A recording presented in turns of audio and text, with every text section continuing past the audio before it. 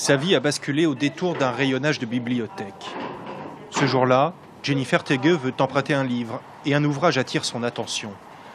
En couverture, elle reconnaît le visage de sa mère biologique qui l'a abandonnée à sa naissance, mais surtout celui de son grand-père, l'un des pires criminels nazis. Je suis sortie en courant de la bibliothèque et je me suis effondrée sur un banc. Plus tard, j'ai comparé devant un miroir mon visage avec le sien. J'avais tellement peur de lui, de ce personnage si terrifiant.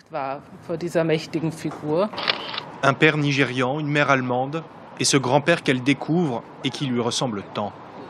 Amon Goeth, surnommé le boucher d'Hitler, fut le directeur du camp de Płaszów en Pologne. Quand on le regardait, c'est la mort qu'on voyait, dira un survivant. Goeth est au cœur du film La liste de Schindler. Il fut d'une cruauté sans limite. Exécutant en réveil des prisonniers juifs depuis le balcon de sa villa. Mon grand-père m'aurait tué, dit aujourd'hui Jennifer Tege. En référence à la couleur de sa peau, bien sûr, mais aussi pour mettre le plus de distance possible avec ce criminel. C'est quelqu'un avec qui je ne veux rien avoir en commun, pas même une ressemblance physique. Oui, je porte en moi les gènes de mon grand-père, mais cela ne compte pas, car chacun peut décider par lui-même ce qu'il veut être. Jennifer Tege a voulu tout savoir sur Amon Goeth, jusqu'à son exécution après-guerre en Pologne. Tout savoir sur cette grand-mère qui a partagé la vie du bourreau. Une quête familiale pour répondre à cette question, doit-on se sentir coupable lorsque l'on est la descendante d'un criminel nazi ?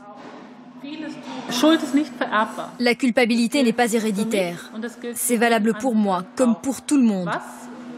Mais ce qui est important, c'est la responsabilité que nous avons en tant qu'Allemands. Et plus particulièrement moi, en tant que petite fille d'Amon Goeth vis-à-vis des victimes de l'Holocauste. Après avoir enchaîné les phases de dépression, Jennifer Tege se dit aujourd'hui en paix avec elle-même. Découvrir qui était vraiment son grand-père a été une libération.